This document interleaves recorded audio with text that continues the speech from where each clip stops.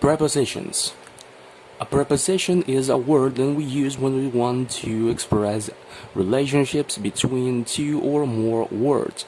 We usually use these words to express when or where something like a person or an object is. There are several definitions for all the prepositions. That means that each one of these words has many definitions, and the difficult part for non-native speakers like ourselves is that there is no direct translation from English to Spanish, so we need to know what function each preposition covers to use it properly. There are many prepositions, but we're only going to cover today the three most basic ones: in, at, on. For all the prepositions, we're going to talk about two uses: to express where something is and to express when something is. For example, for a place, in is used to express that something is inside something physically or geographically, like a person in a room. For example, this picture is in the frame. That means that there is a picture inside of a frame. Your present is in the box and Brighton is in England. So we have in here two examples for something being physically inside of another thing, like a picture inside a frame or a present inside a box, and when something like a city is inside geographically of a country. We can also use in to express when something is. We use in for months, years, seasons, parts of a day, and periods of time. For example, we went to Brazil in May.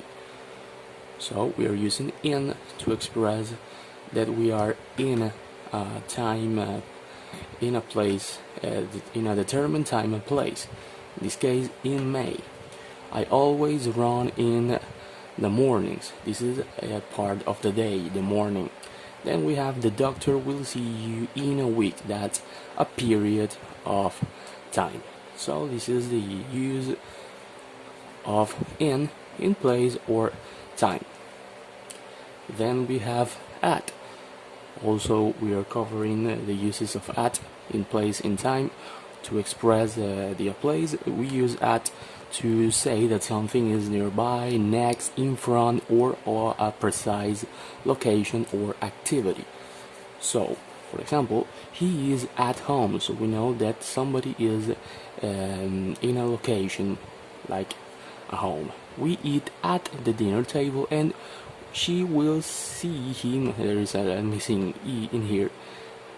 She will see him at the theater. So we know in here that someone is in front or nearby a location.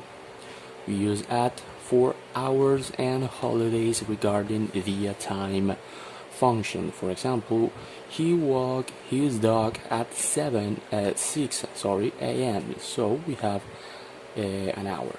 Then we have I will see them at Christmas. That's a holiday, so we use at.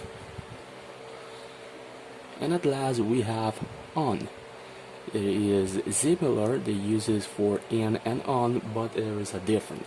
In a place, that object or subject or whatever we are talking about is on a surface, on a part of the room, inside a transportation or building. That means that on is to express that something is over, on the top, the surface of another thing. For example, the pen is on the table. That means that the pen is on the top, over the surface of the table. And we have I have a Lord of the Rings poster on my wall. That means that the poster is glued in the surface of the wall. And we have I am on the bus. Usually we use on for a public transportation like a train or a bus or a cab. We also use on to express days of the week, dates, and also holidays. So we can use at and on for holidays. I will travel there on the 1st of May. That's a date. And we have I exercise on Mondays and Fridays. So we are using on for days of the week. And we also have I am on my mother's birthday. So that's a holiday. That is it for all the three basic prepositions in at and on.